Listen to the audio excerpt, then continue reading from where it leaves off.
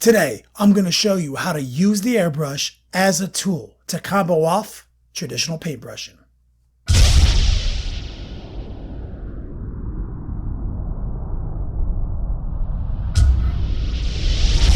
Yo dog, Kenny Boucher here, Next Level Painting.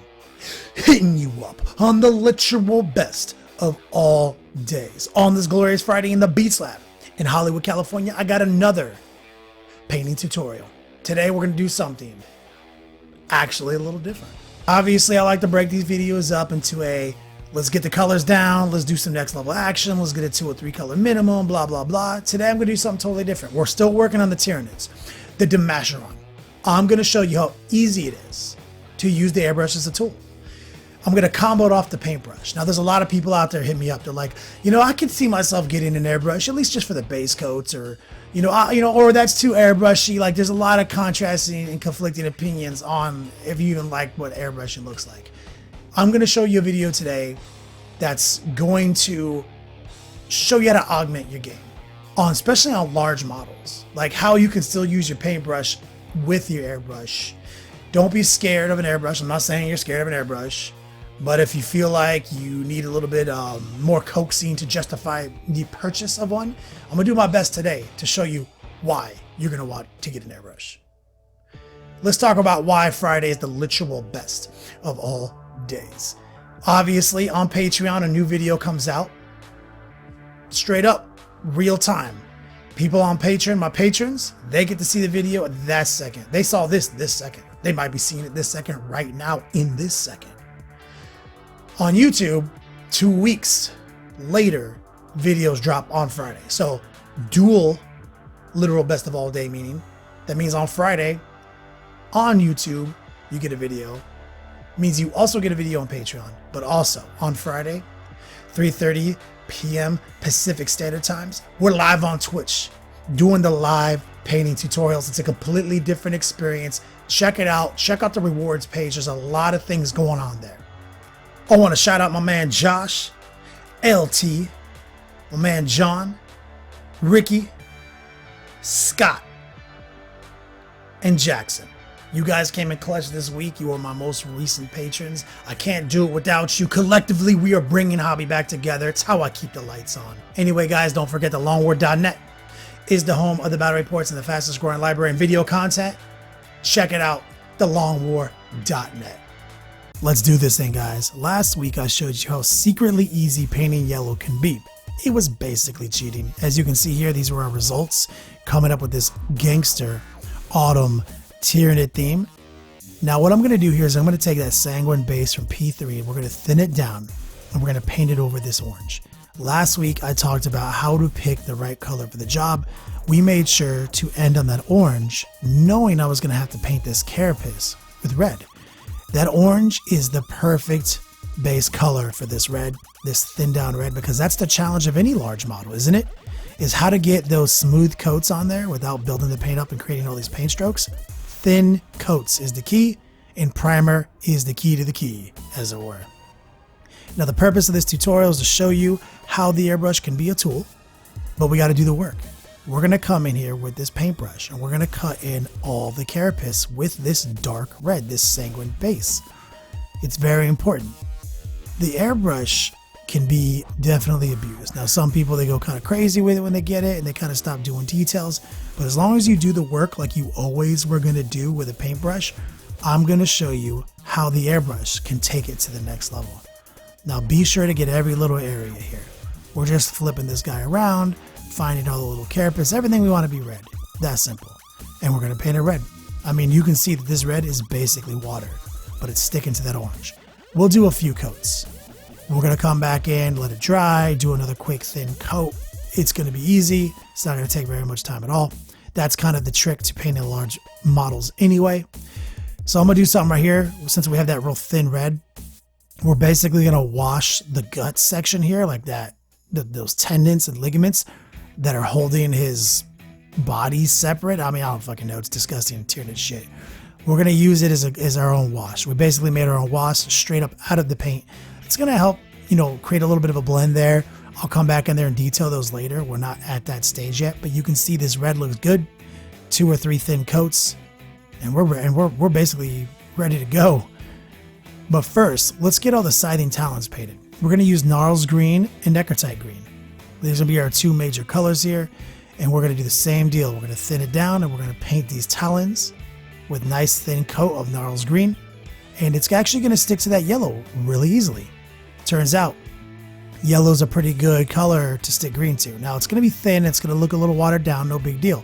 Let it dry. Do a second coat. It's going to be perfect. This, like I said, this episode is OG mode. This is like, yo, this is how we used to do stuff. And I'm going to show you how we do shit now. Combine the two together and you got amazing products here. Just bang it out, go through, paint all those greens. That easy. Make sure to get the ones in all the little ligaments there. These ones are a bitch. The ones that are in the splits of his biceps and everything. So now let's go back to the combo. Sanguine base. Let's mix a bunch of red in from Vallejo. This is a very bright red. This is their straight up red pigment. And we're going to thin it down, standard airbrush protocol. And now what we're going to do is we're going to just start blending it into that sanguine base that we paintbrush. Look at that. All it's going to start doing here is smoothing out the strokes. And it's going to create a nice radial transition in the middle of that flat area. It's going to be interesting. It's going to look burned out toward the edges and bright toward the center. And this isn't crazy, you know, super contrast transitions. Like I know a lot of people that don't like that. You know, that's one of my favorite techniques. But here, Next Level Painting, I'm going to show you other ways to use the airbrush for your own needs. We've never done a video like this before. So you can already see that red is already looking amazing. Very smooth, very transition. Imagine if you were going to just paintbrush that, you know, over and over again. And look how much easier it is with this airbrush. I mean, that's why you got to get an airbrush today. And look how easy it is to control on these vectors. We're just coming in kind of tight. We're hitting the flat areas on these panels of his carapace as they move down his back. I don't know, what is that called? Segregated armor? I don't know, man. Like scorpion armor? It's horrible. Tyrannus is disgusting. Same deal on this big spike in the front of his carapace. We're going to bring that red to a nice point to get a nice clean transition. Now, obviously, you see I'm using little pieces of paper to help block the flow so we don't get it all over the nice, pretty yellow we already did. That one's for free, but I have showed that technique before. Same deal, let's flip it over. Let's make sure to build up the transitions, the radial pop on these panels, but we're not going too crazy. We're letting it be subtle. We're letting it be tight. Looking good so far. I'm feeling it. We're gonna have to build up some transitions there in the center pieces of the spine of his back. We're gonna, you know, just come all around. I mean, we're gonna hit everything. Literally, we're gonna highlight every carapace piece with this brighter red combo. Now, at Next Level Painting, we always used a common color from the previous stage to blend in. So that's why there's sanguine base mixed in with this red.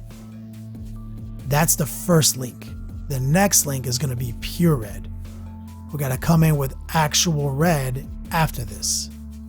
You know, no delusion, you know, nothing. Literally, we got to start bringing it up one notch. But for now, we're going to be content with this blend, always drawing from that previous color, which was the sanguine base. It's a nice, deep, dark red. Privateer Press makes some amazing colors with their P3 formula. I strongly recommend picking some up. Okay, I'm feeling pretty good about this.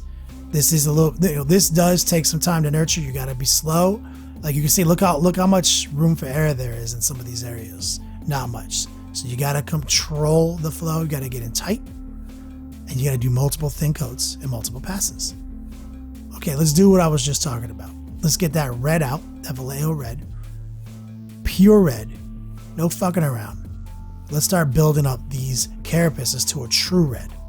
Make them look amazing. Let the darker reds be the transition, be the darker burned out areas, focusing on the center of the plates and bringing it to a nice sharp point on the tip of his top panel. And we're going to just bring it through the rest of the model. We're going to fill it all out. All the spikes, all that bullshit. You know, there's no rhyme or reason. I'm not a scientist. I don't know what I'm doing. I just do what looks good. But mainly I'm doing what's convenient for the airbrush. Like what can I do with the airbrush? Where can I fit it? Where can I get the flow? That's kind of what's, you know, choosing my path here. And you'll notice a lot of times that's the right path. So it's looking good. It's looking blended. It's looking like a true red. There's some nice contrast coming out here now between the carapace and his exoskeleton. Feeling pretty good about that. That's a solid example of how a couple of thin base coats of your paintbrush turns into a nice, smooth, flawless transition. I'm loving it. Loving it. But obviously, next level painting, we got to do one more pass. We're going to mix a little Troll Slayer orange into that red.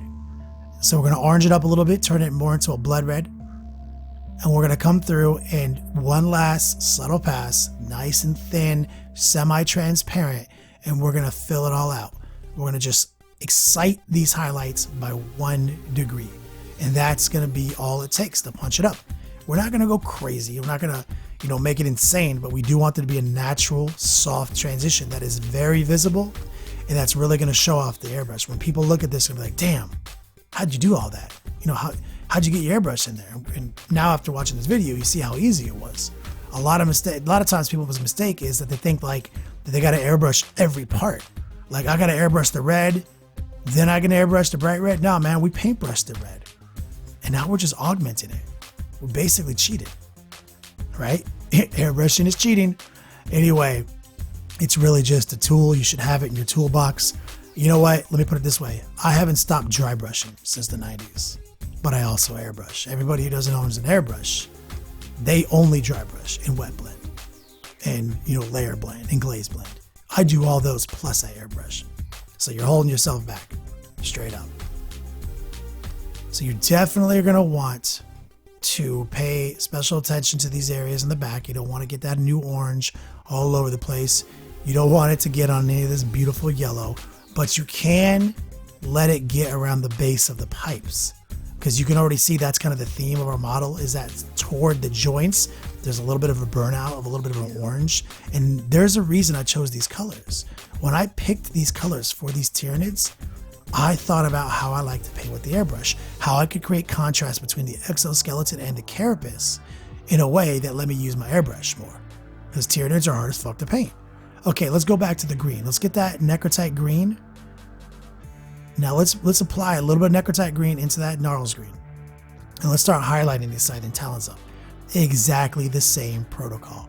Literally no tape, nothing. Literally just going to direct the flow, and it's going to go where I want it to go. And you can see this is one of the reasons Tyranids aren't easy. I mean, organic models to me are pretty easy, but Tyranids combined organic structure with hardline armor structure, because they've got these panels, these armor plates. So it is definitely always annoying to paint them, especially after you got done painting a shitload of Space Marines, because Space Marines are easy to paint, Tyranids are not.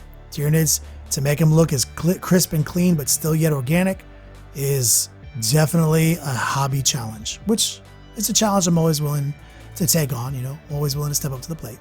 But you can see here, we're subtly blending this new mix into these scything talons, and we're going to make these scything talons look so much more interesting.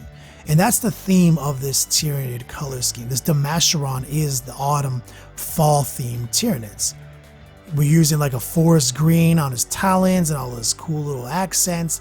He's got the yellows and the oranges and the reds and the deep reds. All the colors incorporated in an interesting way to create contrast, but also create bright, beautiful colors. That's what I like to do in next level painting.